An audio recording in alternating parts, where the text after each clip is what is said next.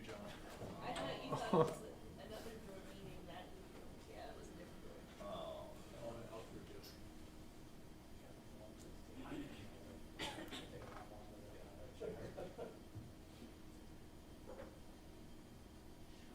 Well, we got all this. Almost. Oh, you were reaching. Oh, I'm giving Elena Oh, her, that's I'm giving her her flowers. She did not flinch. She was She's flinchless. not the big George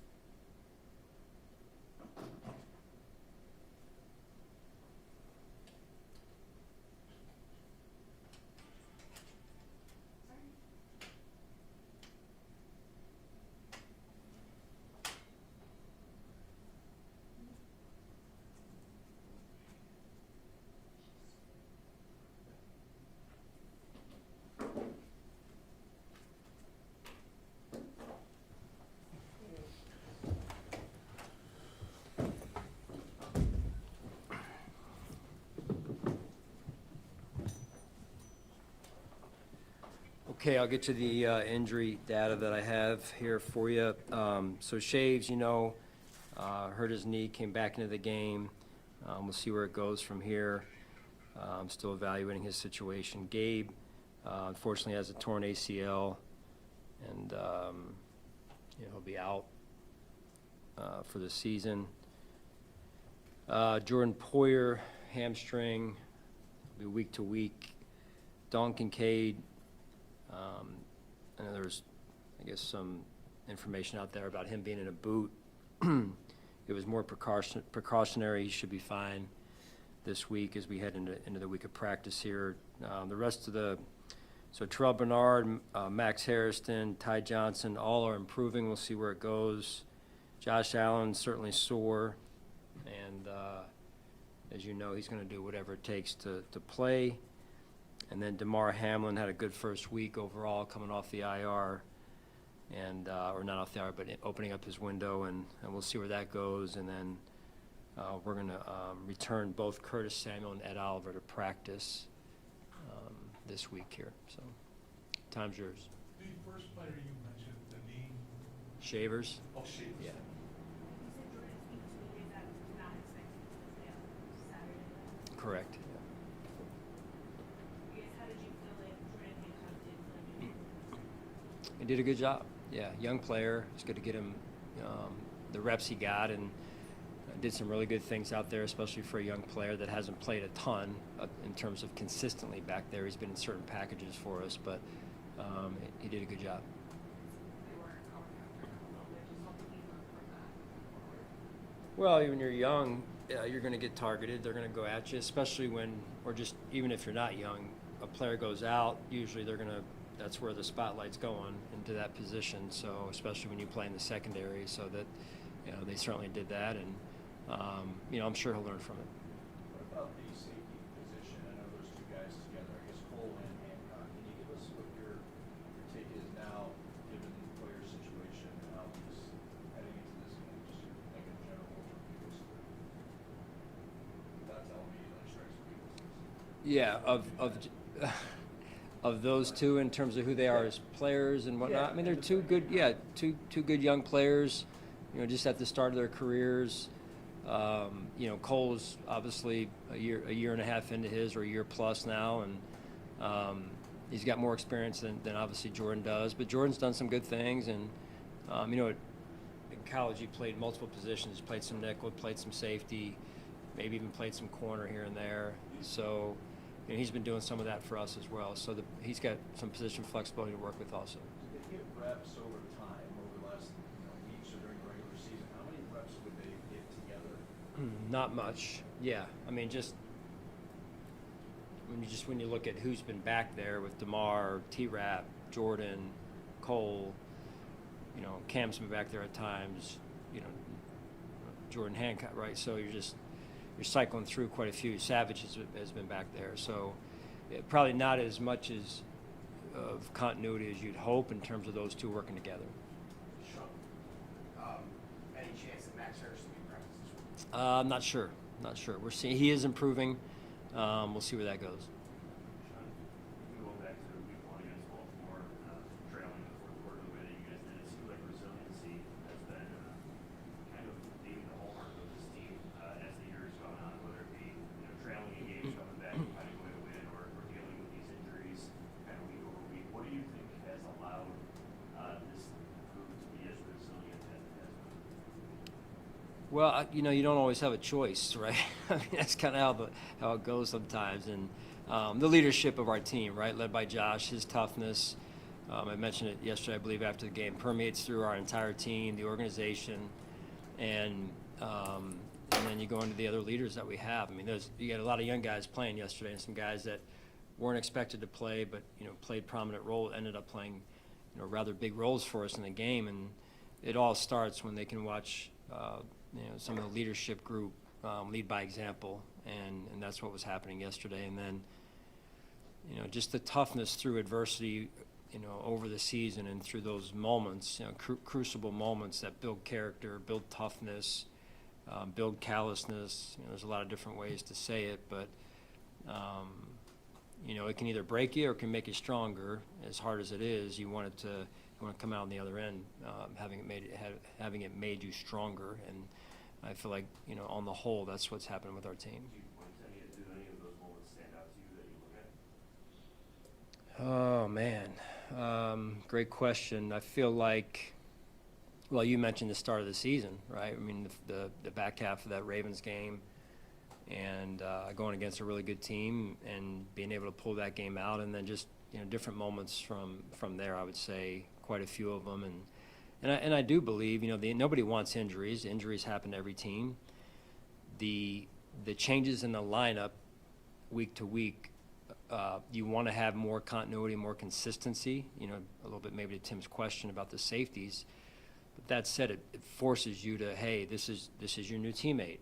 Introduce yourself, right? Go out there and play together, and that also builds a certain level of adaptability, if you will, right? It's like kind of like, all right, you're going to pick up and move from one school district to this school district. Nobody wants to do that, but hey, get in there and go meet your new classmates, and that's not easy. So, but I think that's what also builds character. Sean, I apologize if I missed it, but did you mention Matt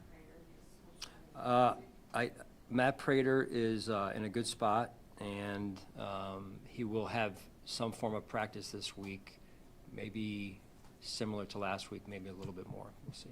With Shaq Thompson, Jordan Poyer, Brandon Cooks, Matt Prater, you guys brought in a lot of experience with several guys, and they've all made an impact on the field. I'm curious, with all that experience, you know, wisdom that they've gained throughout their careers, has that group made an impact off the field? Have you seen on your locker room and your? Oh yeah, no, for sure. I mean, I had a chance yesterday before the game. I saw Drayton Florence, who played for me before years ago. He was on our Super Bowl team, and you know one of the things that stood out about Drayton, we had actually been released, I think at the 53 cut, and then brought back a few weeks later, give or take. And what he brought to our team, you know, he was a veteran back then, but and with a ton of experience. And hey, young guys, this is how you do things. This is how this works. On our journey that year, on the run, and it was, to me, very influential in terms of his leadership and his wisdom, as you mentioned.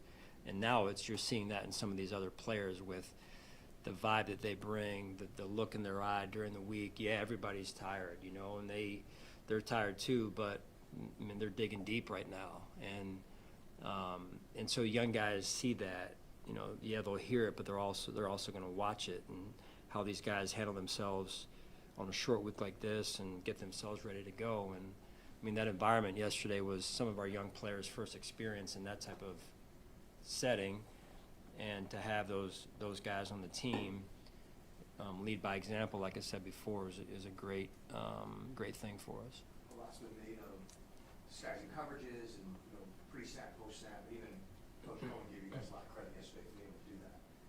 But with all the new rules and the headsets and talking, has that forced you to evolve also in how you kind of approach changing coverages and doing different things throughout the week or on game day, basically? Yeah, I mean, you try and do the best you can to disguise things. These offenses are evolving every year, and so you try and evolve with them. Sometimes there's only so many things you can come up with, though, you know, year to year, week to week, I guess, too. And like I said, I think I made mention of this last week, of these offenses used to be able to game plan in a certain amount of time, and now it seems like it's like triple what you know, the time that you have to spend, because there's so many different styles of offense just in one offense that you're going to face.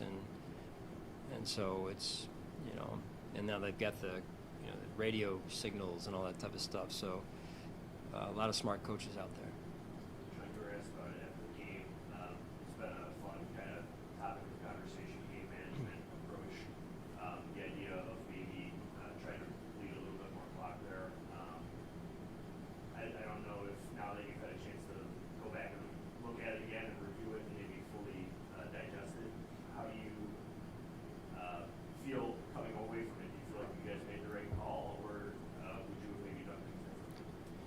Well, we're still processing through some of that, Jay, and you know, you want to make sure that when you take the field the next time that you say, hey, this is how we would either do it the same or do it differently. That's the key. And you know, just getting back last night and turning it around quickly here, we haven't usually we'll sit as a coordinator group and a game management group and do that and see that process through. So we usually that'll start early in the week, but it'll end later in the week here. So we're not totally there yet. Having said that, I mean, come on, who would not want to bleed time off that clock?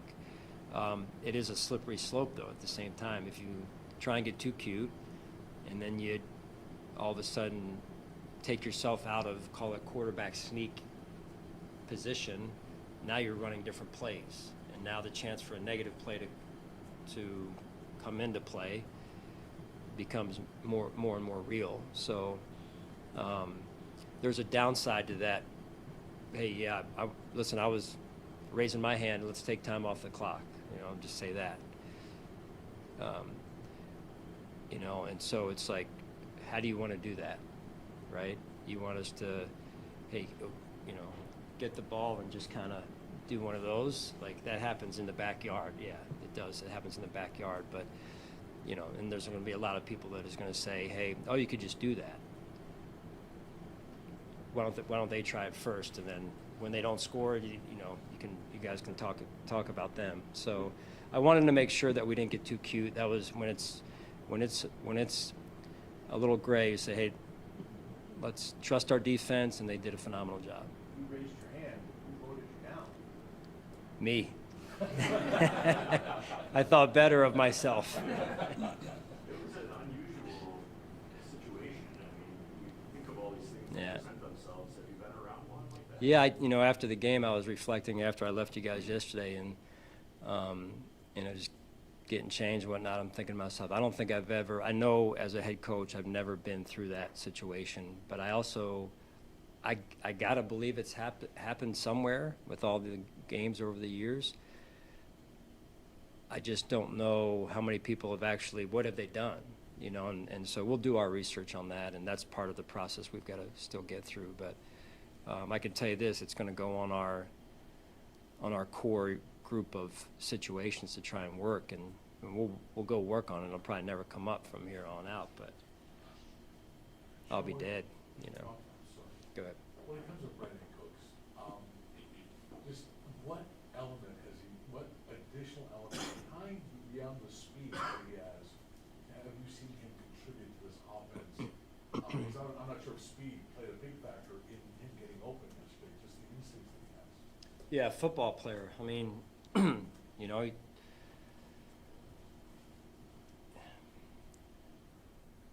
veteran player has already been mentioned. Wisdom, experience. You just mentioned, I think, instincts. That to me is, the game is football. It's not track. It's not, you know, 40-yard dash, weightlifting. It's football. And usually when you bring in good football players, you have a chance. Tough, good football players, high character. I mean, that's the vision from a culture standpoint, and or some of it, you know. So they got to fit into, you know, who we are from a culture standpoint. And he's got football instincts. He obviously can run. He's tough. He's a good person. And I mean, we've only been around each other probably a month and change maybe. But that's what I see, and that's what I've heard about him before he got here. So, you know, he loves to compete also. So that toughness piece is real, especially when you're a wide receiver. I mean, you look at the wide receivers around the league who are making plays right now in the playoffs. Yeah, most of them got that toughness element.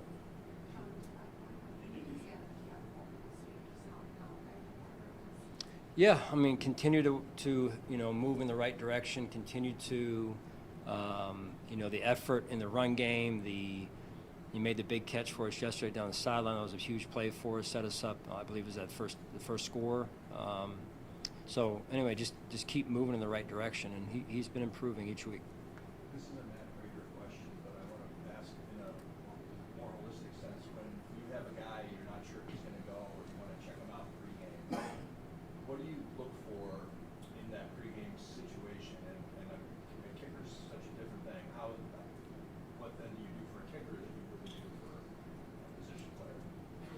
I guess it's probably a little bit more on a case-by-case basis. You know, Matt was in a situation where we kicked Thursday, I believe it was last week. That was the plan. I thought, our training staff did a really good job of, along with Matt, of mapping that out. And then, he went out there and kicked pre-game, even before pre-game. And so I had a chance to get out there and watch him, and he looked good. He looked strong. And then being able to use Mitch, like I said, to take the kickoffs to help us there. I thought Mitch did a good job as well there. So, like I said after the game, those two guys are tough dudes now. Once he gets the green light to go, how much do you monitor that during the game, or your staff? Are they kind of like every time he swings his leg or runs up into the net, double checking to make sure he's good to go? Yeah. I'm not, but usually I'll get someone will communicate to me of, hey, he's not feeling great. Like that's what happened in the previous game, right? So he wasn't feeling great, and kind of put the yellow light up, and we have a conversation then that ensues, and we get a little bit more information on what's going on and what he can and can't do. So that's kind of usually the backside of it. Sean, I know you always prepare for weather, but altitude will be a big word this week. How do you go about this week, kind of laying it out with your staff to making sure you guys are prepared to kind of deal with that? Yeah, we'll deal with it, like we do deal with other things at different stadiums, different geographic locations. So, we've got to make sure we do our due diligence and prepare, and that'll be a piece of it. At the end of the day, we got to make sure we're executing at the highest level. You mentioned it. Did you say it was Cap? Go ahead. You mentioned Josh is going to do whatever it takes to play. As he's going to the blue tent, he did so twice yesterday. How maybe amazed or were you that he just came out and as if nothing happened? I guess just his durability, and how much do you worry during those minutes that he's in the blue tent that the worst might be? Yeah, every minute he's in the blue tent, I'm worrying. Right? I mean,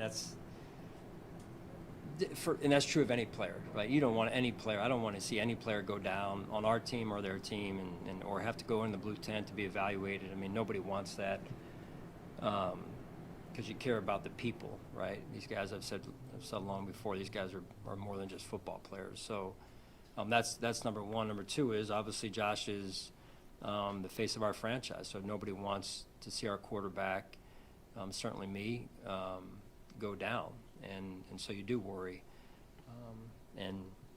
We're just glad that he's okay, and he's extremely tough and extremely competitive and wants to be out there with his teammates. Coach, in your eyes, how have the Broncos changed over the last year? Faced them in the first round of the playoffs last year, and this year they get to sit a week and rest. Yeah, I'm sure that feels good for them, getting that rest, getting that number one seed, and they've earned it. They've got a great team, all three phases.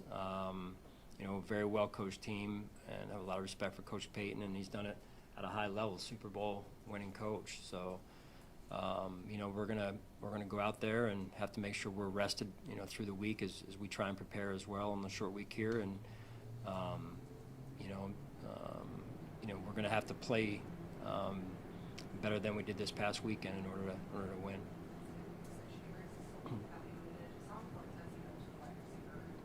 Yeah, he's been huge. I mean, you watch the way that he's developed, and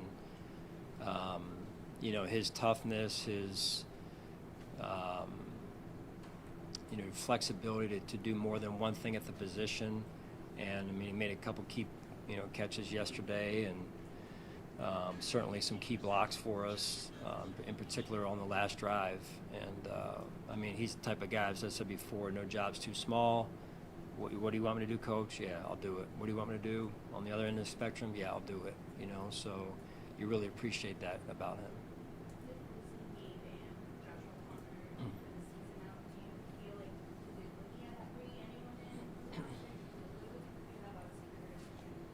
Yeah, I feel good with the group we have.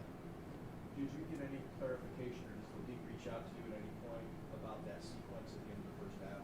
Any greater explanation as to what happened there? No, and really didn't, because of the duration that's passed since the game and until now I'm being in front of you guys today, it's been a short amount of time, right? And then just I looked at the play, I slowed it down.